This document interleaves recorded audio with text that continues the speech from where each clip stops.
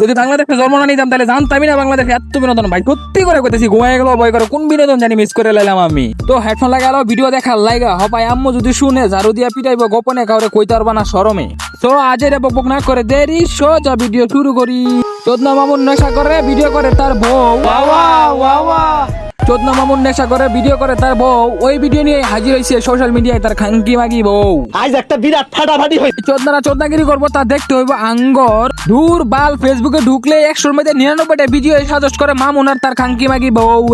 Mark Zuckerberg আপনারই কইতেছি, কিন্তু এইসব ভিডিও দেওয়া বন্ধ করেন, নাইলে কিন্তু আপনার নুনু ছোট হয়ে যাবো গা। দুজন মিলেই মাদক সেবন করছি।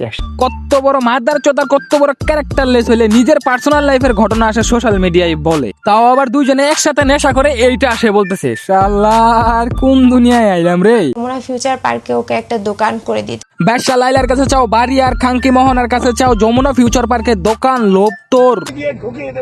মাদক আমরা নেশা করার জন্য করতাম না।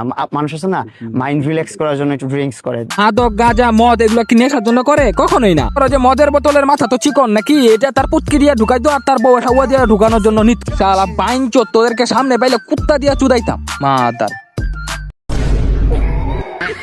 আমি দুইটা মারবো, ও একটা মারবে, ও দুইটা মারবে, আমি একটা মারবো। এটা তোর কাছে স্বাভাবিক মনে হলেও আর 5-7টা পুরুষের কাছে এটা স্বাভাবিক না।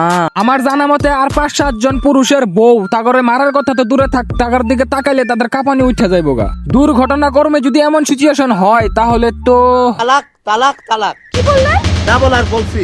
মামলা ডিসমিস, আসামি খালাস। যা। 15 লাখ টাকা অ্যাড করে ও নতুন বিএমডব্লিউটা কিনে দিলাম। এরকম একটা সুতমানি আঙ্গর জীবনে আইলে তো মনে করো যে আমাদের স্বপ্নগুলো পূরণ হয়ে যাইতো। মেন কথা হচ্ছে যে লাইলার সাথে মামুনের এত একটা ঝামেলা হয়ে গেল, এত কিছু হয়ে গেল, কোন মানুষটা জানে না? তুমি আমার কও দেখি, কোন মানুষটা জানে না? বাংলাদেশে এমন কোন মানুষ আছে যে এটা জানে না? তুই যদি এতই ভালো তাইলে সবকিছু জানার পরও কেন আসলি মামুনের কাছে? মানে ডিভোর্সি মহিলা তো কুরকুরে উঠে গেছে, যখন কুরকুরে উঠে গেছে তখন মামুনের কাছে চুদা খাইতে আইছে, আর চোদনের দোষটা বোধহয় একটু বেশি হয়ে গেছে, এই জন্য আর কি সোশ্যাল মিডিয়াতে বিচার দিতে আইছে। কন্টিনিউয়াসলি তো মামুনের মা বোন আমার কাছ থেকে টাকা নিতই, প্রতিদিনই নিত। আমি জাস্ট এই সম্পর্কটা থেকে রিলিফ নিয়ে মামুনের সাথে কেউ বসতেও লজ্জা পায়। চর্বি জমে গেছে শরীরে, থাকতে পারছ না গরমে, বাড়ি এমন জায়গায় দিব কাউরে কইতারবি না শরমে। আমি এক জায়গায় বসবো, কফি খাবো, আমার ফ্রেন্ডরা লজ্জা পায় যে এই ছেলে কেন আসছে। ও আচ্ছা, বিয়ে করার সময় লজ্জা পাই না, ফাঁকিও করার সময় লজ্জা পাই না, এখন তোর লজ্জা লাগে? খাঙ্কি তুই বুঝাইলি কি তেল মরিচ ছাড়া ভর্তা হয় নাকি? তুই যা বুঝাবি তাই বুঝালাম। লাইলা আমাকে অনেকবার অ্যালার্ট করেছে, আমি শুনিনি। আমি এখন মানুষকে বলতেছি যে ও আসলেই প্রতারক। সে এরকম ফাঁদে ফেলে এটা তার ব্যবসা। কি হইলো? লাইলা না তোরে দিল মামুনের ইতিহাস ঘাটাইয়া, এখন দেখি ফকিনের মতন বিচার চায় গুরু সোশ্যাল মিডিয়াতে আইসা। বাড়ি খাই দরজগারি ফকিনের কারবারি, ডিভোর্সি মহিলার উঠছিল কুরকুরানি, সবার মধ্যে মামুন চোদনায় দিচ্ছে জারুর বাড়ি। এইসব মানতে না পাইরা লইছে লাইলার হাবলির চাকরের আশ্রয়।